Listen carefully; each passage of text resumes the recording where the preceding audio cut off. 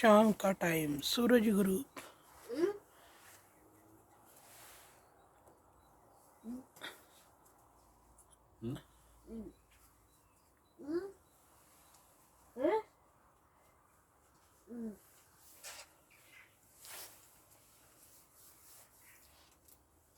सूरज नहीं हिल रहा।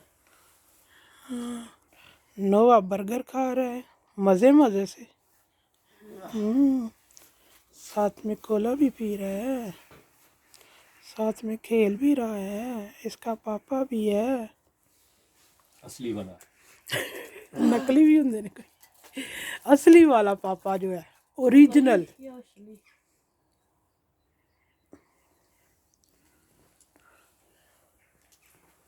अरे